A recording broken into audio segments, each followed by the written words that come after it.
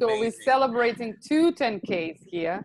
All right. Lakeisha, you have your new client, so that's fantastic. So everybody's progressing. This is like fantastic. Now, what I want to tell you, and I keep saying it, guys, I want you to own it. I want you to own it, because in this space, coaching space, there's not many coaches who do that. There's not many of them. Whatever they keep saying on their marketing, they are not. I'm just telling you now, there is not many people who do what you do, right? So, and also provide results for people as you do. Like, for example, when Lakeisha talked about her first client and how she tripled his freaking salary in 3 weeks, this is unbelievable. Again, who does it? There's no other coaches who can go and brag and say, hey, this is what I do for my client. And he lost like how many pounds? About close to 30 in less than 40 days. I mean, he's doing really well. He lost like almost 3 inches. And okay. That's I'm happy because, and my first client, she's like, I think it'll be almost 2 weeks at the end of this week. And she's doing excellent. She's very pleased with her program. That's it. Now, what's the tip for that? Yes, it will be definitely imperfect.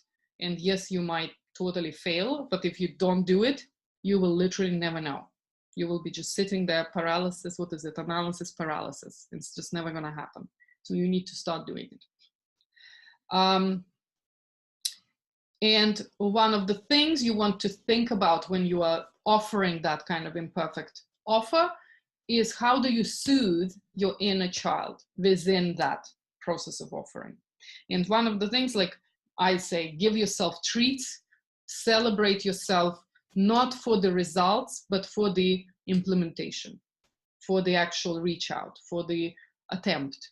Like anything you do, you have to celebrate yourself for that. Because yes, we know that you might hear no's, you might hear all sorts of things back. You just have to still celebrate yourself for daring. I want to say most people out there in the world are not doing it. They are not entrepreneurs. That's all it means. It really comes first before you start using any NLP or hypnosis or visualizations. Before that, you do release, because when people get in touch with their own emotions and you can validate them for their pain and suffering, because people really crave that. All their life they've been like this. You told me, remember how you broke down when we spoke about emotions for the first time?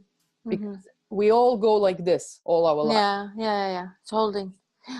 We're fighting. So we are protecting, we are always defending.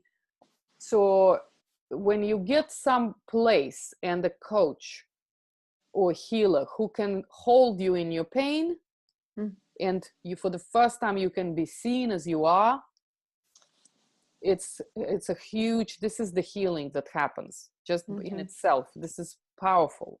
Now, when you show them that, hey, all of that anxiety, all of that depression, all of that, God knows what else is going on, addictions, all of that can be now released, because it's happening for a reason, right? So let's release that. So let's do this together.